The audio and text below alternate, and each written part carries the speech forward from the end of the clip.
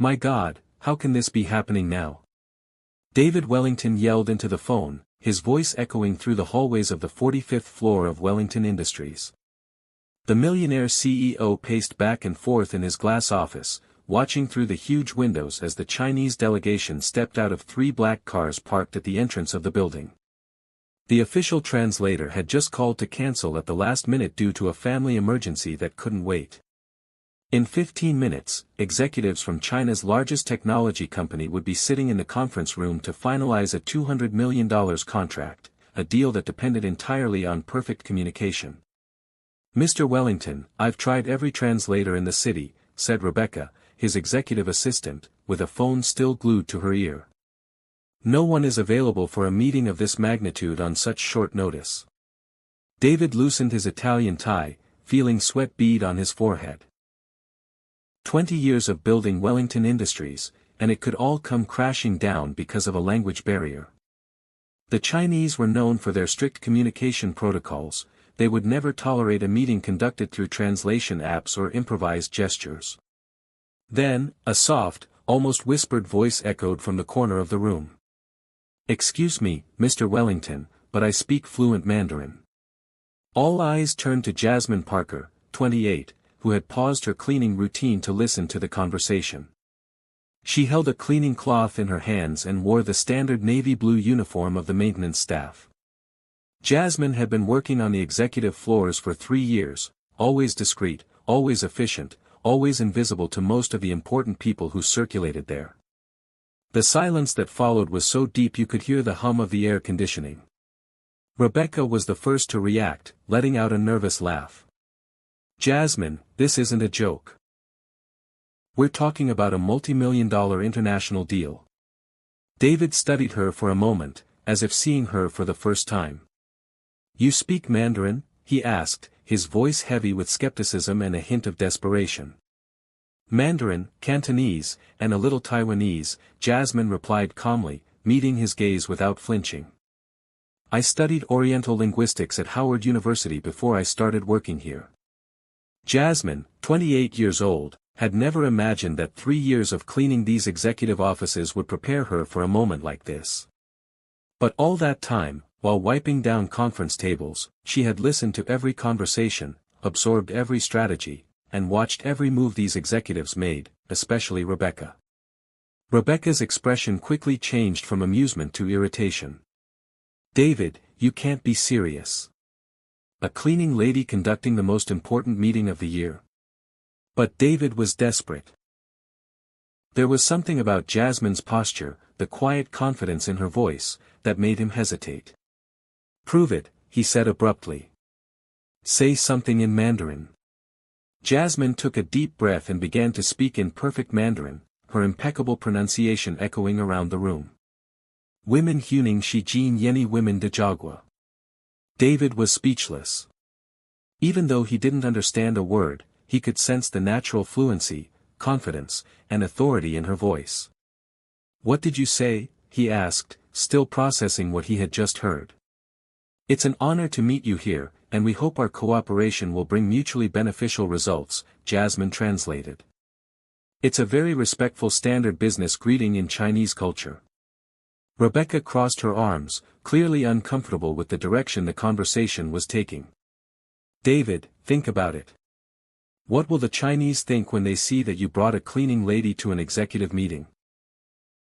At that moment, a memory flashed through Jasmine's mind like lightning. 6 months ago, she had found Rebecca in the executive bathroom, crying on the phone, talking to someone about that black girl who hangs around the important meetings. At the time, Jasmine had pretended not to hear, but she remembered every word.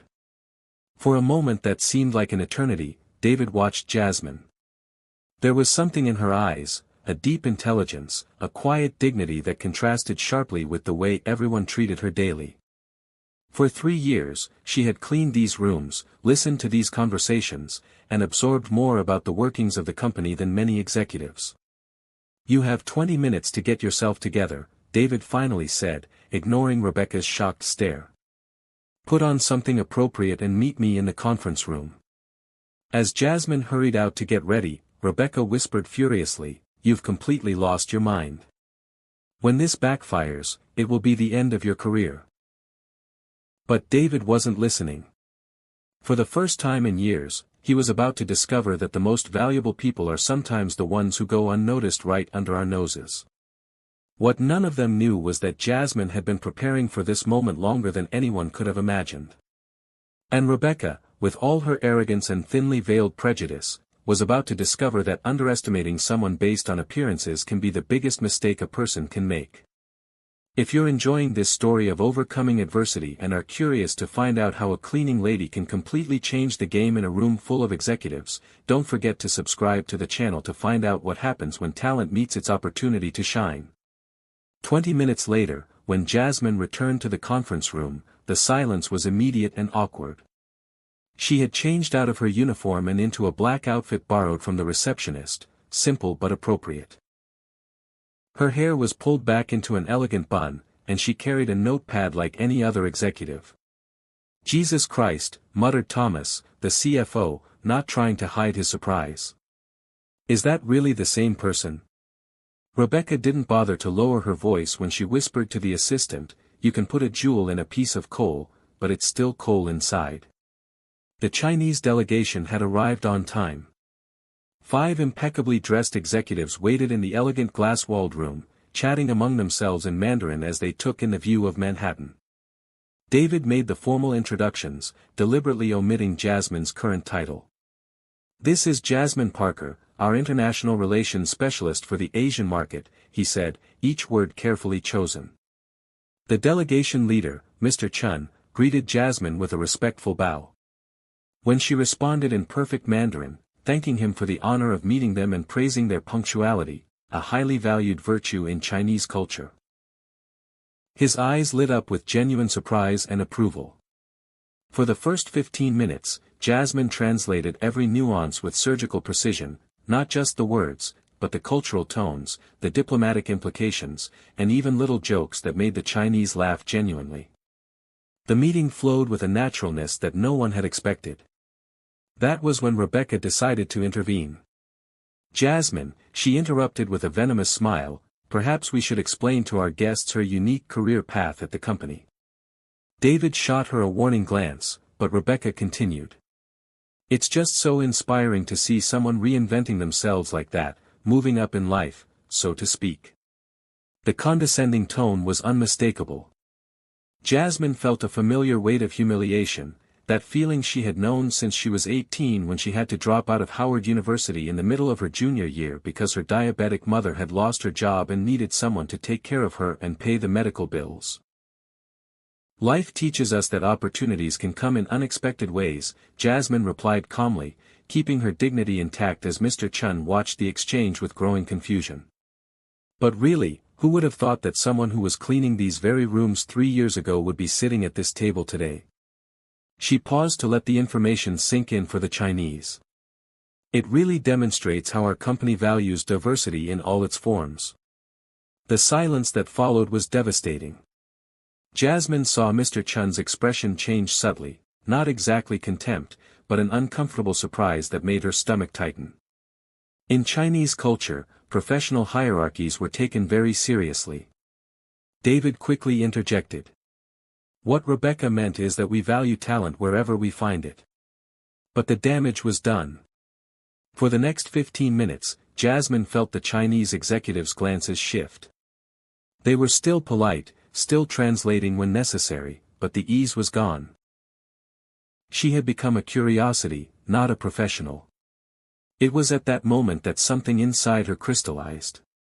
For 3 years, she had cleaned these rooms while executives discussed strategies, closed deals, and made decisions that moved millions.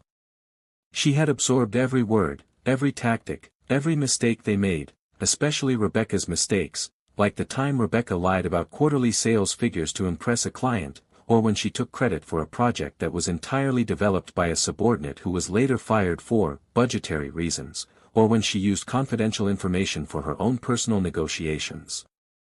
Jasmine had seen everything, heard everything, and, more importantly, kept everything. The meeting ended with a tentative preliminary agreement. The Chinese promised to carefully consider the proposal, diplomatic code for maybe, if we don't find something better. When the delegation left, Rebecca couldn't hide her satisfaction. "Well, that was interesting," she said, arranging her papers with exaggerated movements. "Maybe next time we should be more transparent about our team's qualifications from the outset." David was visibly furious, but before he could respond, Jasmine rose calmly. "Rebecca," she said, her voice soft but laden with a new authority, "Mr. Chun mentioned something interesting before he left." Rebecca raised an eyebrow. "Oh, really? Like what?" "He said he was impressed with my fluency but confused by the hierarchical dynamics of the meeting." Jasmine paused, letting the weight of her words sink in. "He asked if I could call him later to clarify some cultural aspects of our presentation." Rebecca's expression changed subtly. "What aspects?" "Mainly why the person responsible for translation wasn't introduced as the lead negotiator, considering that in their culture, whoever speaks the language automatically assumes the position of authority," Jasmine said, smiling softly. "He said he'd like to better understand our organizational structure before making a final decision." Rebecca's face paled slightly as she processed the implications. For 3 years, Jasmine had been invisible. But invisibility, she was about to discover, can be the most powerful weapon of all, especially when you've been watching, learning, and preparing for the right moment to step out of the shadows. What Rebecca didn't know was that every insult, every humiliation, every attempt at sabotage was only fueling something far more dangerous than simple resentment. It was creating a strategist who knew every weakness, every secret, every lie that circulated through those corridors of power. 2 hours after the disastrous meeting, Jasmine was back in her navy blue uniform, pushing her cart through the executive hallways. But this time, every move was calculated. For 3 years, she had mentally mapped every important conversation, every whispered secret, every document left carelessly on desks, especially Rebecca's. "Look who's back where she belongs," Rebecca commented loudly enough for all the executives in the hallway to hear as she chatted with Jennifer from accounting. "After that pathetic charade today, at least we know where everyone really belongs." Jasmine continued cleaning, but her hands moved automatically as her mind registered every word. Rebecca had no idea that during those 3 years, while cleaning her office, Jasmine had seen personal emails left open, phone conversations about contract manipulation, and, most importantly, those documents Rebecca hid in her bottom drawer, documents about unfair competition against smaller companies. "You know what bothers me the most?" Rebecca continued, clearly showing off to Jennifer. "David actually thought that a cleaning lady could save a $200 million deal, as if 3 years of cleaning bathrooms qualified her to sit at the table with real executives." It was at that moment that Jasmine's phone vibrated discreetly. A message from an unknown number, but in Chinese characters she recognized immediately. It was from Mr. Chun. "Ms. Parker, I would like to talk to you privately about our company and your future opportunities. Could we meet tomorrow at 10 a.m. at the Mandarin Cafe on 42nd Street? I have a proposal that may interest you." Jasmine's heart raced. This wasn't just about translation, it was about so much more. During the meeting, she had realized that Mr. Chun was evaluating not only her linguistic fluency but her business acumen, her poise, her dignity under pressure. That night, in her small Brooklyn apartment, Jasmine opened a file on her computer that she had been building for 2 years. It wasn't paranoia, it was preparation. Every company has its dirty secrets, and 3 years of invisibility in the corridors of power had given her access to information that could rock foundations. The file, titled Wellington Industries Irregularities, contained 63 pages of meticulously collected evidence, printed emails that Rebecca thought she had deleted, call logs recorded by the security system when she worked on weekends, and, most importantly, photos of documents proving how Rebecca had deliberately sabotaged 3 contracts with companies run by black people in the last 18 months. Jasmine had seen Rebecca lie to clients, take credit for projects developed by others, and, most importantly, use her position to block promotions for employees she considered inappropriate for the company's image. The next day, at 10 a.m. sharp, Jasmine arrived at Café Mandarin, wearing a simple but elegant outfit she had bought with her first college savings. Mr. Chun was already waiting, accompanied by an elegant woman who introduced herself as Lisa Wong, the group's vice president of international development. Miss Parker, Mr. Chun began in English but then switched naturally to Mandarin. Yesterday, I observed not only your linguistic fluency but something much more valuable, your composure under undue pressure. Lisa leaned forward. Our company is expanding operations in North America. We need someone who understands both Chinese culture and American business dynamics, someone who has observed how business really works from the inside. And someone, Mr. Chun added with a knowing smile, who has the dignity not to bow down to small people in big positions. For 2 hours, Jasmine spoke fluently about market strategies, cultural differences in negotiations, and, especially, how American companies often underestimated the sophistication of Asian investors. She subtly mentioned a few irregularities she had observed at competing companies without naming names. When Lisa slid a business card across the table, Jasmine read, Parker and Associates International Consulting. Below that was an annual salary 5 times what she earned at Wellington Industries. Consider our offer, said Mr. Chun, standing up. But we have one specific condition. We'd like you to start by helping us investigate certain discrepancies we've discovered in Wellington Industries contracts. Apparently, there is evidence of questionable practices that violate federal international trade regulations. Jasmine held the card with steady hands. For 3 years, she had been treated like furniture.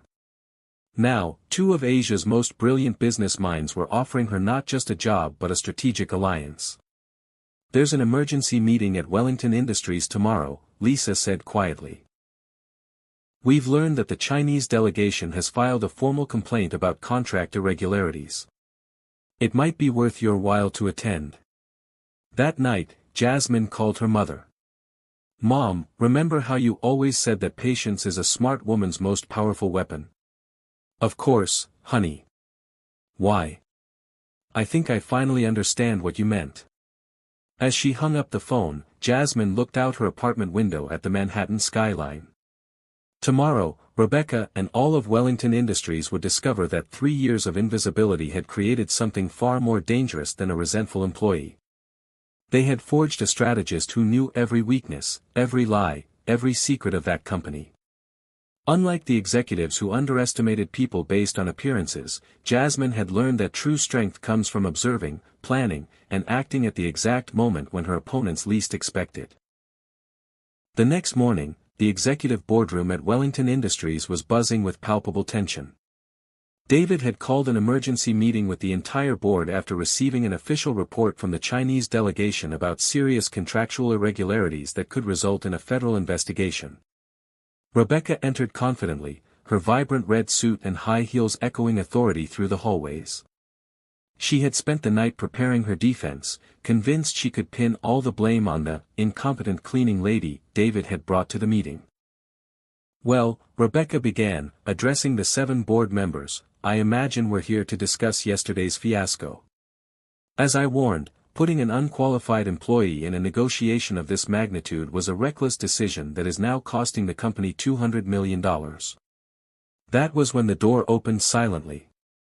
Jasmine entered, wearing an impeccable gray ensemble, not borrowed, but purchased the night before with the advance the Chinese company had given her. She carried a leather briefcase and a laptop, moving with the confidence of someone who had finally found her place. I'm sorry I'm late, Jasmine said calmly, taking a seat next to David. I was finishing up some important information for the meeting. Rebecca's face twisted in ill-concealed irritation. With all due respect, David, I don't understand why she's here. This is an executive meeting. She's here, David replied coldly, because the Chinese delegation specifically requested her presence to clarify the accusations they made. Jasmine opened her laptop with calculated movements. Mr. Chun approached me yesterday afternoon with some specific concerns about Wellington Industries' contracting practices. Apparently, they had discovered evidence of bid rigging and sabotage against competing companies. That's ridiculous, Rebecca exploded, her tone rising an octave. What kind of evidence could a cleaning lady have about executive operations? The smile that crossed Jasmine's face was soft but devastating. The kind of evidence you gather when you're invisible for 3 years and people talk in front of you as if you don't exist. Rebecca's expression changed subtly, the first spark of real fear crossing her eyes. Jasmine connected her laptop to the projector. The first image that appeared was an internal email from Rebecca to a client, dated 6 months ago. This email, sent to Mills Corporation, contains confidential information about the Johnson Company's proposals, our direct competitor at the time. The silence in the room was deafening. Rebecca tried to interrupt, but Jasmine continued relentlessly. This second document shows how Rebecca deliberately inflated the costs of projects led by Black and Latino employees, forcing cancellations that she then attributed to the incompetence of those responsible. The screen showed spreadsheets with obvious alterations, internal emails, and security system recordings. For 3 years, Jasmine had meticulously documented every irregularity. "This is a setup," Rebecca shouted, jumping to her feet. "She's fabricating evidence to get revenge because I exposed her true position in the company." Jasmine remained calmly seated. "Mr. David, the recording I'm about to play was made by the company's own security system 8 months ago." Rebecca's voice echoed through the room's speakers. "We can't allow these types of people to think they belong in executive meeting rooms. It's a matter of maintaining appropriate standards in the company." Rebecca's face turned pale instantly. She remembered that conversation, a private discussion with Thomas about keeping the company free of unsuitable elements. "And this," Jasmine continued, displaying a new recording, "is from 2 weeks ago, when Rebecca deliberately instructed the receptionist to lose resumes from candidates with names that sounded too ethnic. One of the directors, Mr. Johnson, a 60-year-old black man who had been with the company for 15 years, leaned forward with a grim expression. "Rebecca, is this true?" That's out of context," Rebecca stammered, sweat beginning to form small beads on her forehead. "You don't understand the pressure I'm under to maintain company standards." "Company standards," Jasmine said softly, "include ethics, integrity, and compliance with federal anti-discrimination laws, all of which have been systematically violated over the last 18 months. David turned to Rebecca, his expression stony. "You have 30 seconds to explain why you shouldn't be fired for cause and reported to the district attorney." Rebecca looked desperately around the table, searching for an ally, a sympathetic face. She found only looks of disapproval and disgust. "You're making a terrible mistake," she whispered, her voice breaking. "She's just a resentful cleaning lady who—" David interrupted authoritatively. "Is our new director of international relations, and you're fired." The silence that followed was absolute. Rebecca remained standing, swaying slightly, processing that her 15-year career had ended in a matter of minutes. "Your access credentials will be revoked immediately," David continued. "Security will escort you to collect your personal belongings." He paused. "And Rebecca, considering the seriousness of the evidence presented, we will be forwarding everything to the federal attorney's office." As security escorted Rebecca out, she shot Jasmine one last venomous look.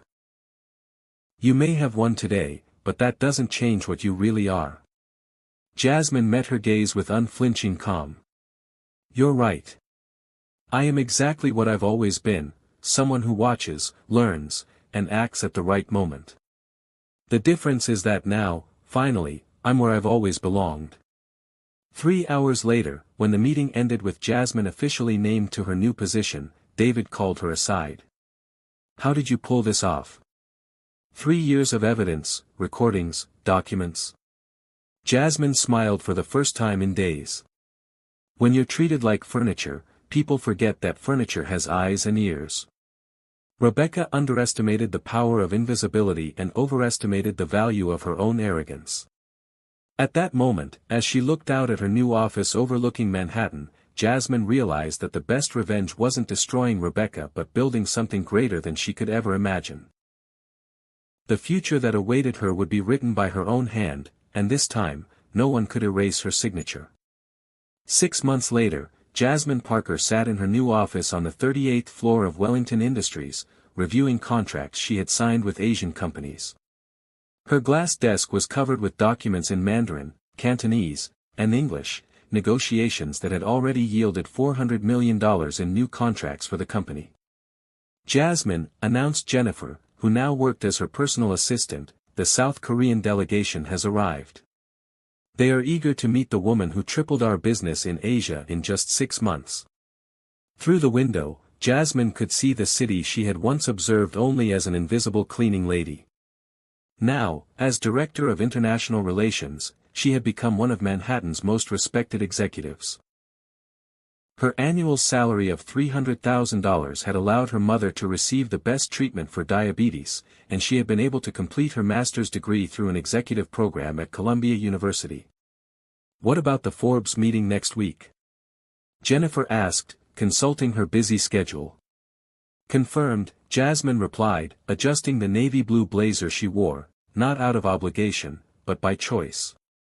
"They want to talk about my inclusion on the list of the country's most influential young female executives." Across town, Rebecca sat in the small apartment she had rented in Queens after being evicted from her Manhattan condo. Medical bills for psychological therapy piled up on the coffee table, along with dozens of rejection letters from companies where she had applied for jobs. The federal investigation into her discriminatory practices had resulted in a $50,000 personal fine and a 5-year ban from holding executive positions at companies with federal contracts. Her name had appeared in every major business newspaper as an example of toxic leadership, making her virtually unemployable. That morning, she had seen Jasmine's photo on the cover of Business Week magazine, smiling confidently alongside Chinese executives with the headline, "The translator who revolutionized international business." The irony hit her like a slap in the face. Back at Wellington Industries, David had called a meeting with the entire board to announce the exceptional results for the semester. "Jasmine Parker not only saved our deal with the Chinese," he declared to the room, "she opened doors to markets we never thought possible to penetrate." Mr. Johnson, the same black director who had witnessed Rebecca's downfall, stood up to give a short speech. "In my 40 years in corporate America, I have rarely seen a transformation as dramatic as the one Jasmine has brought to our company. She has proven that true talent has no color, no social class, and definitely does not hide behind prejudice." The audience applauded enthusiastically as Jasmine remained modestly seated, remembering the woman who used to clean that same boardroom just 7 months earlier. That night, in her renovated apartment on the Upper East Side, Jasmine received a call from her mother. "Honey, I saw your interview on television today. You spoke so well about second chances and perseverance." "I learned from the best," Jasmine replied, smiling. "You always told me that people can try to diminish us, but they can never diminish what we know and what we are capable of doing." During the television interview, Jasmine had been asked about Rebecca and whether she felt any resentment toward her for the way she had been treated. Her response had been precise and elegant: "Rebecca gave me the greatest gift anyone could give. She showed me exactly who I didn't want to become. Her arrogance and prejudice taught me that true power comes from lifting others up, not stepping on them." 3 weeks later, Jasmine was at Howard University, her alma mater, announcing the scholarship program she had created for low-income students who had to interrupt their studies due to financial difficulties. "No one should have to choose between taking care of their family and pursuing their dreams," she told an audience of 500 emotional students. The Second Chance program, funded in part by her own salary, had already approved 20 full scholarships for the coming semester. Rebecca, watching the ceremony online in her small apartment, turned off her computer with tears in her eyes. For the first time in months, they weren't tears of self-pity but of something that was beginning to feel like genuine regret. Meanwhile, Jasmine returned to the office where, 3 years earlier, she had pushed a cleaning cart through the same hallways. Now, young executives greeted her respectfully, secretaries asked her for career advice, and, most importantly, she had become a mentor to 5 other employees in operational departments who showed untapped potential. "You know what's most fascinating about this whole story?" David asked Jasmine during a private conversation. "You could have used all that information about Rebecca to destroy her personally, but you chose only to expose her professional misconduct. Jasmine smiled softly. The best revenge is never to destroy someone. It's to build something so extraordinary that it renders everything they tried to do against you irrelevant. Jasmine Parker's story proved that genuine talent, unwavering dignity, and quiet preparation can overcome any prejudice or injustice. She turned 3 years of invisibility into the greatest advantage of her career, showing that sometimes the most powerful people are the ones you don't even notice, watching, learning, and preparing to shine. Rebecca tried to humiliate her based on prejudice and arrogance but ended up being the architect of her own destruction. Jasmine taught the corporate world that true leadership does not come from titles or privileges but from the ability to see potential where others see only limitations. If this story of overcoming adversity and justice touched your heart, don't forget to subscribe to the channel for more stories that prove that, in the end, talent and dignity always find their way to the top, no matter how many obstacles are put in their path.